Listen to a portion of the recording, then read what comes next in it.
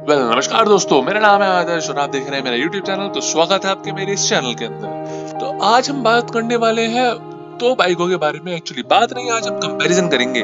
आज हम कंपैरिजन करने वाले हैं उन दो बाइकों के बारे में जो बहुत ही पॉपुलर बाइक्स है। पहली यामाहा की तरफ से R15 और दूसरी पल्सर RS200। दोनों बहुत अच्छी बाइक्स है अपने प्राइस सेगमेंट के अंदर। तो चलिए फिर शुरू करते हैं आगे की बातें। अगर आपने मेरी पहले की वीडियोस नहीं देखी हैं तो ऊपर आई बटन में क्लिक करके आप उनका वीडियोस भी देख सकते हैं।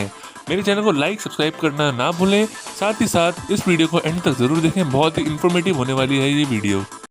तो अगर बात करें R15 की, तो R15 बहुत ही अच्छी लुकिंग बाइक है। अब अगर कंपैरिजन करें पल्सर RS200 और R15 के बीच में, तो मेरे ओपिनियन के अकॉर्डिंग R15 ज़्यादा अच्छी लगती है, क्योंकि time to time Yamaha R15 के अंदर ग्राफिकल चेंजेस लाती रहती है जो RS200 में पल्सर नहीं करती। तो मेरे हिसाब से तो पल्सर को इस चीज़ पे वर्क करना चाहिए, अपनी गाड़ी को एक नई लुक देनी चाहिए, एक नए लेवल पे लेके जाना चाहिए, क्योंकि इसके कॉम्पिटिटर R15 है। तो कहीं ना कहीं R15 मुझे इस बारे में आगे निकलता हुआ दिख रहे हैं, तो ये पॉइंट तो मैं R15 को ही दूंगा। पल्सर अपने ब्रांड को थोड़ा बढ़ाओ।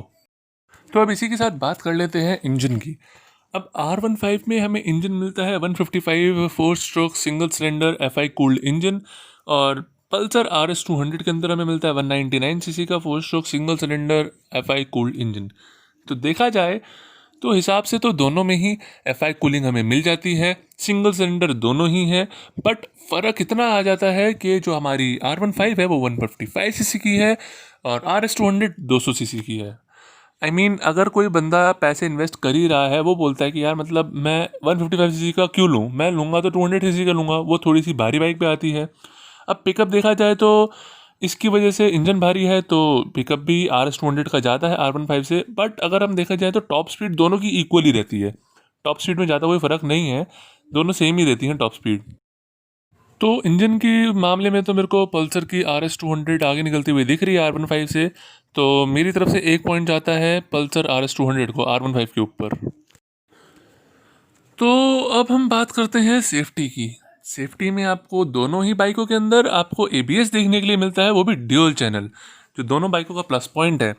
दोनों में आपको फ्रंट और रियर में डिस्क प्रोवाइड कर रखी है कंपनी ने।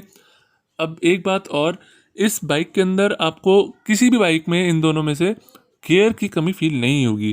काफ़ी बाइकों में फील होता है यार 5 स्पीड गियर बॉक्स था, एक स्पीड और दे देते, मतलब एक गियर बॉक्स और दे देते तो अच्छा रहता। तो इसमें कंपनी ने 6 स्पीड मैनुअल ट्रांसमिशन पहले से ही प्रोवाइड करा हुआ है, ये प्लस पॉइंट है। अब अगर माइलेज की बात करें तो माइलेज में बहुत ही फ़र्क आ जाता है दोनों बाइकों के बीच में। जो यामाहा की R15 है वो माइलेज दे जाती है 40 to 42 kmpl की, और जो पल्सर की RS200 है वो माइलेज दे जाती है 30 to 35। अगर आपकी ड्राइविंग स्किल के ऊपर डिपेंड करता है वैसे तो सब कुछ, बट कंपनी तो यही क्लेम करती है। अब बात करें तो मेरे हिसाब से तो R15 ज़्यादा अच्छी माइलेज दे रही है, स्पोर्ट्स कैटेगरी की भी बाइक है और माइलेज भी अच्छी है, तो वो ज़्यादा अच्छा पॉइंट है उसकी तरफ। तो फिर माइलेज वाला पॉइंट तो साफ साफ R15 के पास ही जाता है। तो अब बात कर लेते हैं इसकी मीटर कंसोल की। दोनों बाइकों में ही हमें डिजिटल मीटर कंसोल देखने के लिए मिलता है, बस फ़र्क इतना है कि जो हमारी यामाहा की R15 है उसके अंदर हमें फुल्ली डिजिटल मीटर देखने के लिए मिलता है, और जो हमारी पल्सर RS200 है उसके अंदर हमें आधा डिजिटल और आधा एनालॉग देखने के लिए मिलता है। एनालॉग में हमें बस RPM मीटर मिलता है। अभी डिपेंड करता है पसंद पसंद के ऊपर, किसी को RPM मीटर देखना अच्छा लगता है एनालॉग के अंदर और किसी को फुल्ली डिजिटल मीटर पसंद है। बात करें तो सारी वार्निंग इंडिकेटर्स दोनों के अंदर मिल जाती है, बट R15 इसके अंदर फिर से आगे निकल जाती है, क्योंकि उसके अंदर ज़्यादा हमें फीचर्स मिलते हैं, जैसे gear shifting position indicator, clock और रियल टाइम माइलेज जैसे बहुत अच्छे फीचर्स उसके अंदर देखने के लिए मिल जाते हैं। तो ये पॉइंट भी R15 को ही जाता है। तो अब इसके बात करते हैं कंफर्ट की। अब कंफर्ट की बात कर ही रहे तो सस्पेंशन की भी साथ साथ बात कर ही लेते हैं। दोनों बाइकों में हमें फ्रंट में टेलीस्कोपिक और रियर में मोनोशॉक सस्पेंशन देखने के लिए मिलता है। और सीटिंग कंफर्ट की बात तो ये है कि हमें RS200 में ज़्यादा अच्छा मिलता है पिलियन के साथ। पिलियन की जो सीटिंग है वो R15 के अंदर इतनी अच्छी नहीं है जितनी RS200 के अंदर है। और एक एवरेज हाइट मतलब 5 फुट 5 इंच का बंदा आराम से राइड कर सकता है दोनों बाइकों में। उससे कम वाले हाइट के बंदे को थोड़ा सा दिक्कत हो सकती है, थोड़ी सी दिक्कत होगी, ज़्यादा नहीं, बट वो भी राइड कर सकता है। तो कंफर्ट में हमारा एक पॉइंट और आता है जो है इसकी हेडलाइट से रिलेटेड। अगर हम बाइक खरीद रहे हैं और उसकी नाइट टाइम विजिबिलिटी नहीं है तो फिर फ़ायदा कुछ नहीं है बाइक खरीदने का। तो इसी के साथ हेडलाइट्स की बात करते हैं तो R15 में मिल जाती है हमें फुल्ली LED हेडलाइट्स। और अगर हम बात करें इसकी RS200 पल्सर की तरफ से तो इसमें मिलती है हमें प्रोजेक्टर हेडलाइट्स। अगर हम हाईवे पे जा रहे हैं या फिर कहीं लॉन्ग रूट पे जा रहे हैं तो पल्सर RS की मेरे को पर्सनली ज़्यादा अच्छी लगी हेडलाइट्स R15 के मुकाबले। तो चलिए फिर हम अब वेट की बात कर लेते हैं बाइकों का।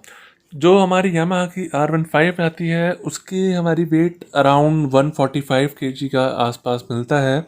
और जो हमारी पल्सर की RS200 है उसका वेट हमें अराउंड 165 के आसपास मिल जाता है। तो देखा जाए तो वेट के अकॉर्डिंग 165 किलो की पल्सर RS200 ज़्यादा अच्छी है, ज़्यादा मस्कुलर है, मतलब देखा जाए तो R15 के मुकाबले।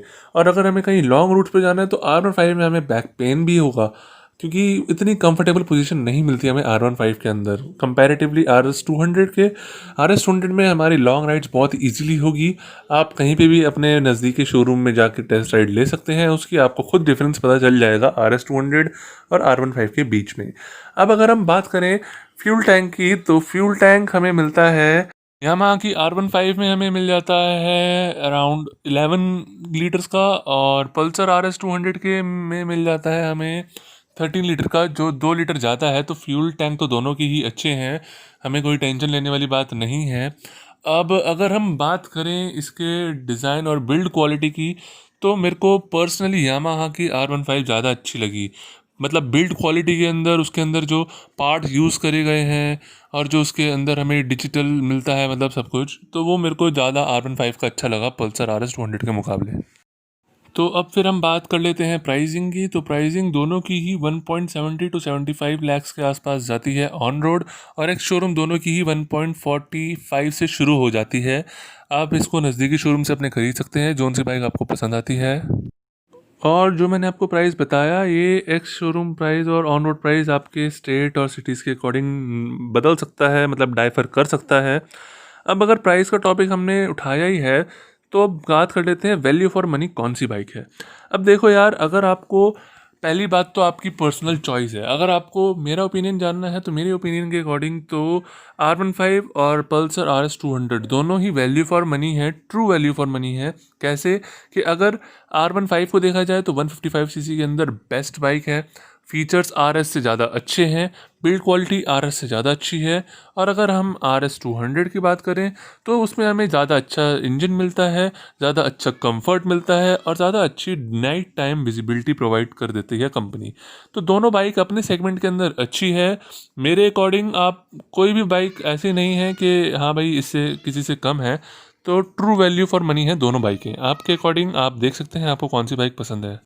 तो अगर आपको मेरी वीडियो अच्छी लगी तो उसे लाइक सब्सक्राइब शेयर करना ना भूलें। अगर आपकी नेक्स्ट वीडियो के लिए कोई भी सजेशन हो या फिर अगर आप अगली वीडियो किसी चीज़ के ऊपर देखना चाहते हैं तो उसको नीचे कमेंट में ज़रूर लिखना, मैं उसके ऊपर ज़रूर काम करने की कोशिश करूँगा। और शुक्रिया, thank you and good bye.